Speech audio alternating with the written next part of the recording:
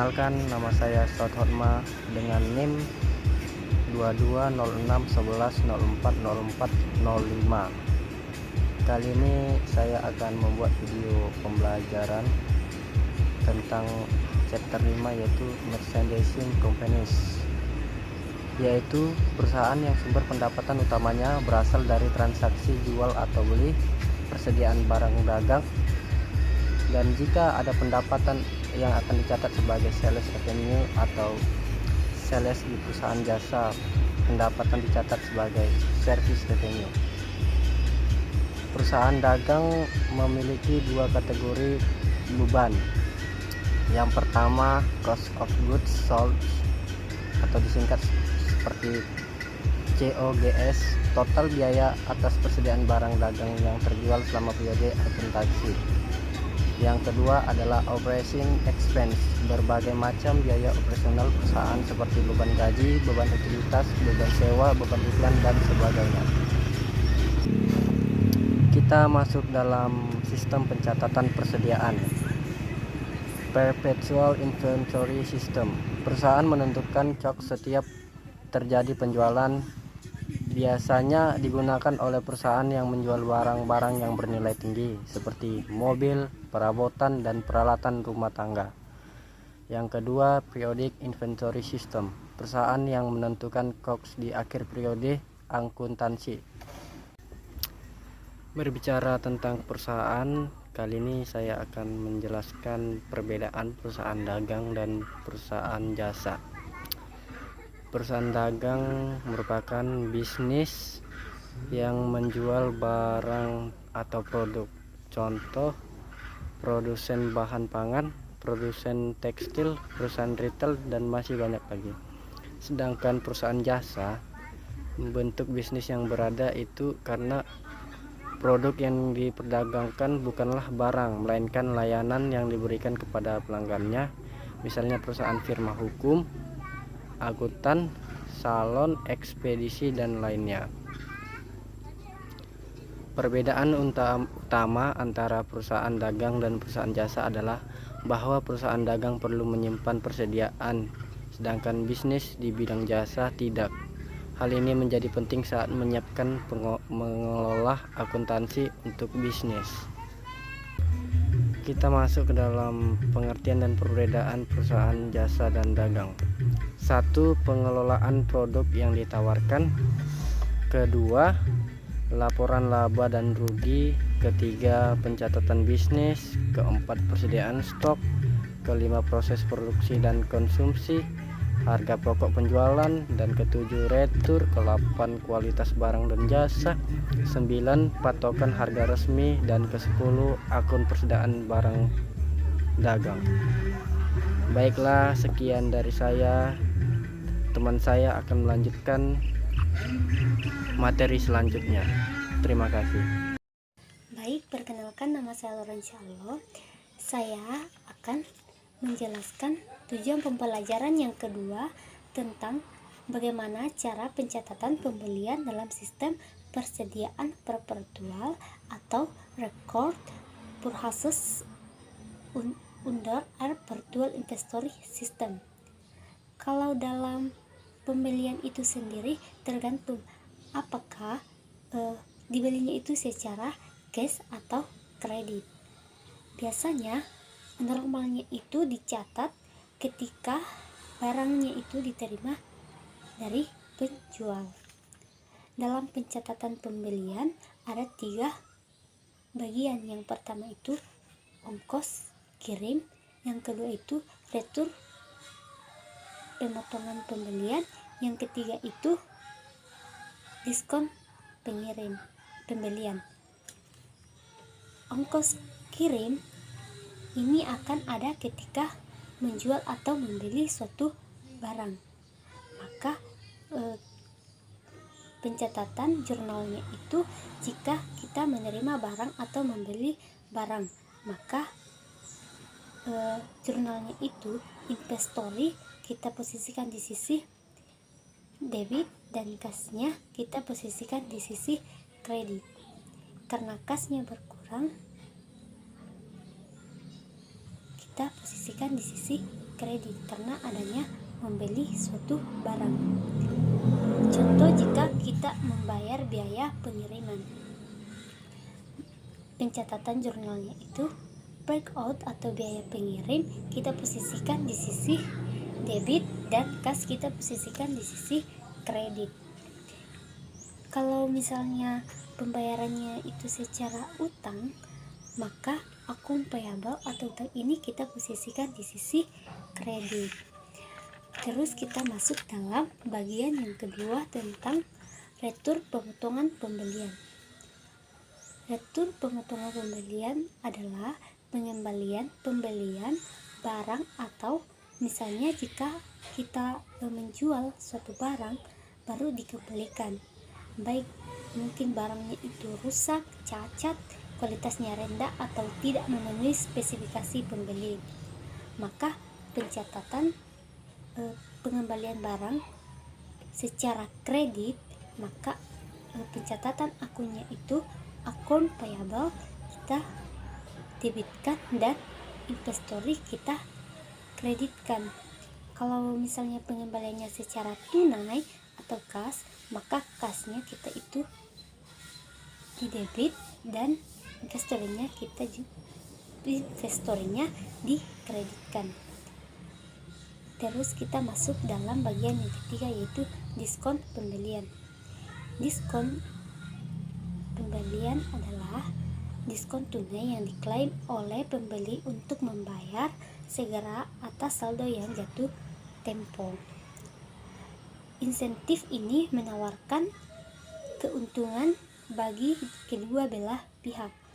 Yang pertama, pembeli menghemat uang.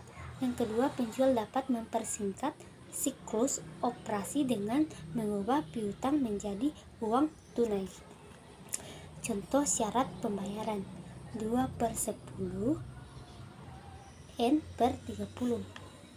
2/10 N30 itu artinya diskon 2% jika membayar dalam waktu 10 hari. Jika tidak, jumlah bersih jatuh tempo dalam waktu 30 hari. Terus kalau 1/10 EOM, maka diskon 1% jika dibayar dalam 10 hari pertama bulan depan. Kalau N/10 EOM, jumlah bersih jatuh tempo dalam 10 hari pertama bulan berikutnya. Contoh pencatatan jurnal ketika pembelian secara diskon, maka pencatatan akunnya itu akun payable kita debitkan dan inventory kita kreditkan dan kas juga kita kreditkan. Misalnya jika dia tidak berhasil memperoleh diskon dan malah melakukan pembayaran penuh, maka pencatatan jurnalnya itu akun payable itu kita posisikan di debit dan kas kita posisikan di kredit. Mungkin itu penjelasan dari saya tentang tujuan pembelajaran yang kedua, yaitu pencatatan pembelian dalam sistem persediaan perpetual. Terima kasih. Baik, selanjutnya perkenalkan, nama saya Natasha Putri Salehe dan saya akan membahas tujuan pembelajaran yang ketiga, yaitu mencatat penjualan di bawah sistem persediaan perpetual. Dalam mencatat penjualan pada sistem persediaan perpetual, ada 2 buah jurnal yang harus kita buat. Jurnal yang pertama untuk mencatat penjualan, dan jurnal yang kedua untuk mencatat harga pokok penjualan. Hal ini disebabkan sistem perpetual yang pencatatannya langsung terhubung kepada akun persediaan. Contoh untuk kita membuat jurnal, yang pertama di saat kita akan mencatat penjualan secara kredit. Maka jurnal untuk mencatat penjualan kita akan mendebit account receivable dan mengkredit akun sales revenue. Dan untuk mencatat harga pokok penjualannya, kita akan membuat jurnal dengan mendebit akun cost of goods sold dan mengkredit akun inventory. Contoh yang kedua, di saat kita akan mencatat kredit barang yang dikembalikan atau biasa kita sebut dengan retur barang. Maka untuk penjualannya kita akan mencatat jurnal debit, yaitu sales returns dan allowances, dan kita akan mengkredit akun accounts receivable. Dan untuk mencatat harga pokok penjualannya, maka kita akan membuat jurnal dengan mendebit akun inventory dan mengkredit akun cost of goods sold. Contoh yang ketiga, di saat kita akan mencatat pendapatan dalam periode diskon, maka kita akan mendebit akun cash, mendebit akun sales discount, dan mengkredit akun receivable. Nah, biasanya di dalam diskon pada perusahaan dagang biasa tertulis seperti diskon 2/10 dan N/30. Itu maksudnya 2/10 yaitu diskon 2% di setiap mereka yang berhutang kepada kita membayar tidak melewati dari 10 hari. Jadi mereka yang membayar tidak lebih dari 10 hari, maka mereka akan mendapatkan diskon sebesar 2%. Dan N/30 adalah periode untuk membayar hutang mereka kepada kita, yaitu selama 30 hari. Jangka waktu yang diberikan perusahaan kita untuk mereka untuk membayar hutang mereka kepada kita. Sekian penjelasan saya mengenai pencatatan penjualan pada sistem persediaan perpetual. Terima kasih. Baiklah, saat ini saya akan melanjutkan tujuan pembelajaran yang keempat, yaitu explain the steps in the accounting cycle for a merchandising company. Namun, sebelum itu izinkan saya untuk memperkenalkan diri saya. Perkenalkan, nama saya Tirsa Kesha Novwinda Polii dengan NIM 220611040413. Baiklah, saya akan menjelaskan materi tentang completing the accounting cycle. Jadi, seperti yang sudah kita pelajari sebelumnya pada bab 4, untuk perusahaan jasa ini berlaku juga untuk perusahaan dagang saat ini.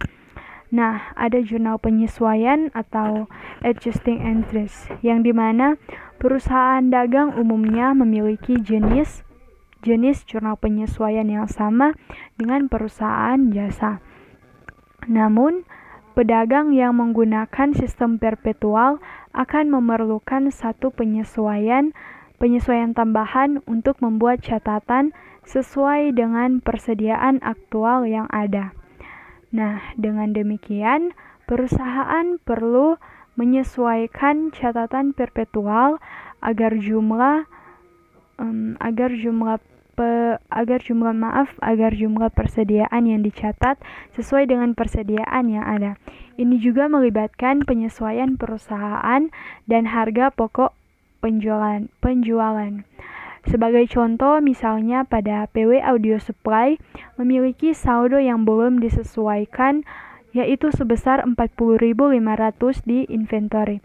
Melalui perhitungan fisik, PW Audio Supply menentukan bahwa persediaan barang dagangannya itu yang sebenarnya pada tanggal 31 Desember adalah sebesar 40.000.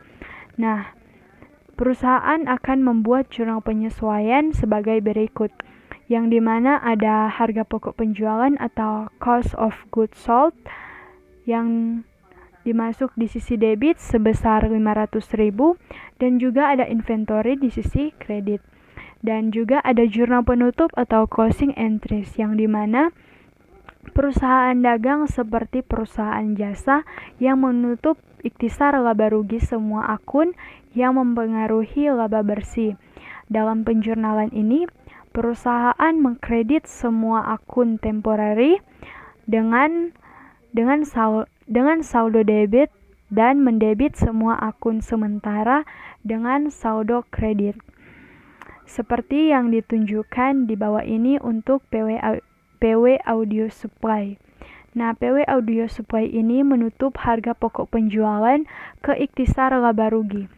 Dan untuk menutup akun laporan laba rugi dengan saldo kredit itu ada sales revenue di sisi debit dan juga ada income summary di sisi kredit.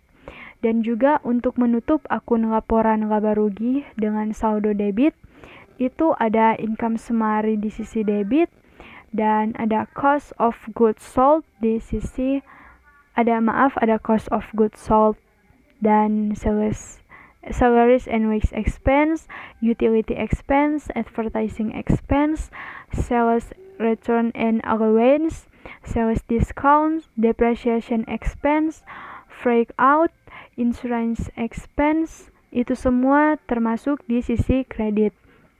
Dan juga untuk menutup laba bersih ke pendapatan yang disimpan itu ada income summary di sisi debit dan juga retained earnings di sisi kredit. Dan yang terakhir adalah untuk menutup dividen itu termasuk retained earnings di sisi debit dan dividends di sisi kredit. Nah, setelah PW Audio Supply memposting jurnal penutupan, semua akun sementara memiliki saldo 0. Juga laba ditahan memiliki saldo yang dibawa ke periode berikutnya. Dan yang ketiga itu ada summary of merchandising entries, yang dimana itu merupakan ringkasan entry merchandising atau merangkum entry untuk akun barang dagangan menggunakan sistem persediaan perpetual, yaitu ada sales transaction atau transaksi penjualan. Transaksi yang pertama itu adalah menjual barang dagangan kepada pelanggan. Akun yang masuk dalam daily recurring entries itu ada cash or account receivable di sisi debit, ada sales revenue di sisi kredit, dan juga ada cost of goods sold di sisi debit dan inventory di sisi kredit.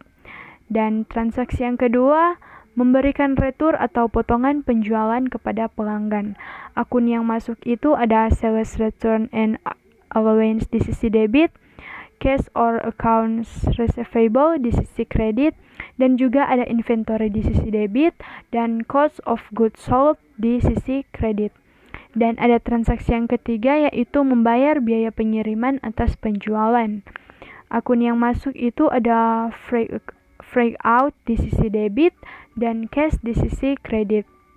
Dan transaksi yang terakhir, yang keempat, adalah menerima pembayaran dari pelanggan dalam periode diskon. Akun yang masuk itu ada cash di sisi debit, sales discount di sisi debit, dan yang terakhir accounts receivable di sisi kredit. Dan juga ada transaksi pembelian. Transaksi yang pertama itu membeli barang dagangan untuk dijual kembali. Akun yang masuk dalam daily recurring entries itu adalah inventory di sisi debit dan cash or accounts payable di sisi kredit. Dan transaksi yang kedua itu adalah membayar biaya pengiriman barang dagangan yang dibeli. Yang akun yang dimasuk itu ada inventory di sisi debit dan cash di sisi kredit. Dan transaksi yang ketiga adalah menerima retur atau potongan pembelian dari pemasok. Jadi akun yang masuk itu adalah cash or accounts payable di sisi debit dan inventory di sisi kredit. Dan transaksi yang keempat itu adalah membayar pemasok dalam periode diskon. Akun yang masuk itu adalah ada accounts payable di sisi debit dan inventory dan cash masuk di sisi kredit. Jadi inilah mengenai materi completing the accounting cycle, dan sekian dari materi yang kami bawakan saat ini, yaitu pada bab 5 mengenai accounting for merchandising operations. Jika ada kekurangannya, kami memohon maaf yang sebesar-besarnya. Dan sekian pembahasan kami saat ini, kami ucapkan terima kasih.